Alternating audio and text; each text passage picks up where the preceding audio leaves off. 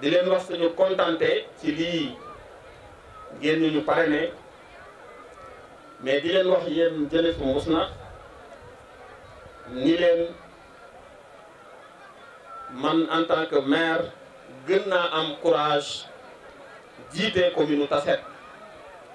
parce que dëkk mënul dox sans jeunesse am loolu tax bi ñu toogee ba léegi ñu ngi tàllal loxo bépp jeune boo xamante ni dafa nekk ci 51 villages yu Tassette bi ñuy doog a démarrer matuñu woon 10 jeunes waaye tey on travaille mu ngi liggéey ak lu ëpp juróomi téeméeri jeunes yoo xamante ni ñu ngi ci biir commune Tassette donc loolu dañ ci sant yàlla xam ni léegi avenir u Tassette tegu na ci ay loxo yu wóor parce que ñun jeunes ñoo mën a dem ñoo mën a dikk dañuy déglu suñu bàyyi ñu wax ñu jóg dox jël suñuy force àndandoo dem liggéey suñu commune te yaakaar naa ni loolu ñu ngi ci bu baax li may laal rek mooy participation citoyenne bi ñu wax sànq am na ku ko wax mais dama leen di rassurer ni ba ñu toogee ba léegi participation citoyenne ñu ngi koy def parce que dañu tàllal loxo ñëpp ubbi bunti mairie bi di ànd ak nit ñi di liggéey luñ fiy def yamale wuñ ko ci conseil yi fu responsable nekk fu jeune nekk fu jigéen nekk dañ leen a woo ni leen ñëw leen ñu àndandoo liggéey suñu commune bi looloo tax ñu def ay jéego yu am solo mais dama leen di wax jeunesse bu Mbousnakh ak bu Tassette ni leen def nañu ay jéego mais li des bari na lool donc nañ gën a takk suñu ndigg xam ni que ñun ñoo war a defar suñu Tassette kenn duñu ko defaral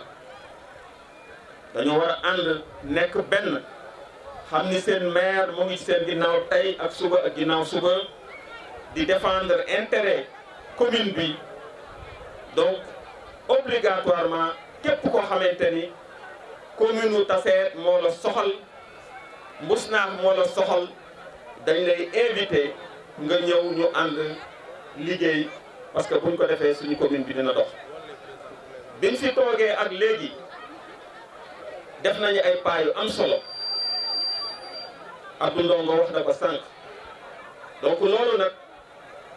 ki tax ñi nga xamante ni ñu def yooyu pas du kenn ku dul président Macky Sall dama bëgg ñu accompagner ko jàppale ko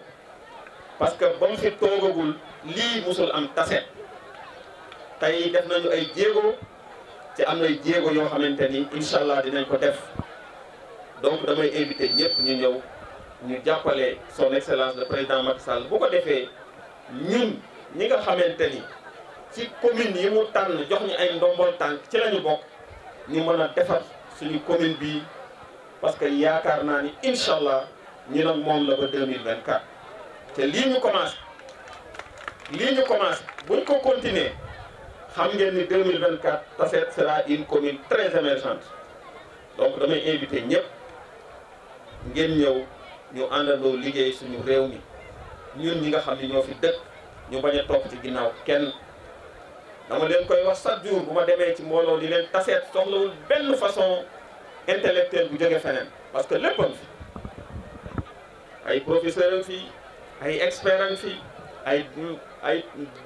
docteur fi ay avocat fi ay magistrat ñu ngi fi léppam fi li des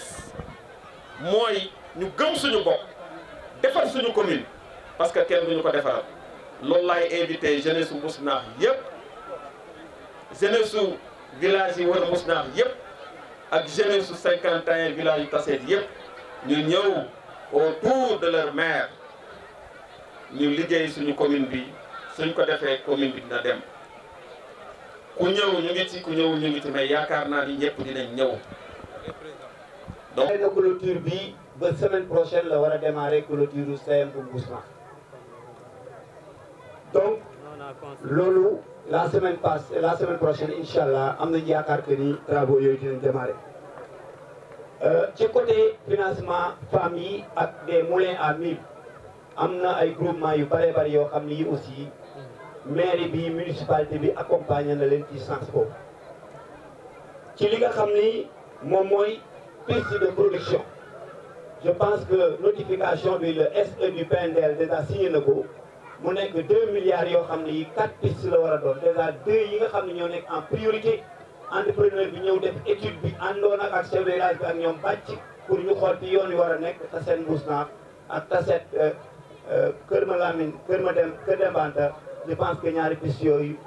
incessamment ils vont démarrer. Maintenant concernant les doléances on a entendu aussi l'électrification rurale muy courant bi maire moo ko ñaan président de la république ni ko commune Tassette benn village wala ñaar ñoo fa am courant te 51 villages Macky Sall le président de la république ni ko may naa la 13 villages yooyu 5 yi lañ ko jëkkoon a laaj bi ñu ko laajee 5 yi le maire de la commune a commencé par Mbousnakh Gourbane et Mbousnakh Kot donc je pense que ñaari villages yi incessamment démarrage bu liggéey bi dina ñëw parce que parmi les 13 déjà su ngeen xamee village bu ñuy wax Ndoyeen waa ASER ñëw nañu semaine avant-hier ba démarrer seen position poste courant bi fan la war a nekk pour donc maintenant sillonner toute la commune ci 13 villages yi nga xam ne ñoo war a am courant. kon je vous rassure vous les populations de Mbousnakh pour vous dire que incha allahu rabbi courant dina am Mbousnakh Kot Mbousnakh Gourbane piste de production bi aussi incha allahu rabbi Tassette Mbousnakh dina am bu soobee yàlla. donc pour terminer sama propos de manière succincte Babacar ci participation citoyenne bi nga wax laa lay interpellé pour wax la que nous sommes disponibles l'équipe municipale qui encadre le maire Mamadou Thiaw est consciente de la situation et à chaque fois qu'on organise des débats d'orientation budgétaire ou bien des réunions au niveau de la commune, on lance des appels aux chefs de village, aux conseils, aux jeunes, à tous les responsables de la commune à venir prendre part et à donner votre position et de dégager aussi les perspectives. Comme ça, nous, on prend le corps, vos engagements, vos doléances et vos préoccupations. Donc ça, chaque fois on le fait, le chef de village Saliou Sène est témoin, donc la commune est consciente de cela. Nous faisons une participation citoyenne parce que c'est le code des collectivités locales qui nous le demande et nous sommes persuadés et conscients de ce qui nous attend par rapport à ce mandat-là. Donc pour terminer, je félicite de l'organisation et je vous demande de nous accompagner sur tous les projets parce que vous l'avez si bien dit. Que Mbousnakh ne peut pas être développé sans les Mbousnakhois et Mbousnakhoises. Nous sommes de la population de Tassette, nous sommes des fils de Tassette. Faisons une synergie d'action, parlons le même langage. Un mandat ou 2 mandats du président de la République, on pourra hisser le terroir à des lendemains meilleurs. Je vous remercie. Merci beaucoup. Mbousnakh yaakaar na man naa la wax sax néew naa trop pour wax jafe-jafe yi Mbousnakh mais d'autant plus que man président la muy président l'association pour le développement de Ngourbane fait partie de Mbousnakh mais à Mbousnakh il y a beaucoup de difficultés am na problème yu bari dañ koy jànkonteel à savoir amuñu ay route goudron du ma wax sax route goudronnée mais ay piste rurale amuñu ko. gis nañ yoon wi jafe na lool. yooyu exactement pour egsi fii nii boo jegee Dakar pour nga ñëw fii nii day jafe trop fii nii tamit lëndëm baa ngi ñuy bëgg a rëy suñu sañoon en tout cas mu defal ñu ay réalisation surtout en matière d'électricité ñu ngi ko xaar tamit ñu mu aider tamit suñu maman yi bu baax a baax ndax dañuy bëgg en tout cas dañuy jóg elle se décarcasse dañuy sonn trop dañu bëggoon en tout cas baax jàppale jeunesse bi tamit.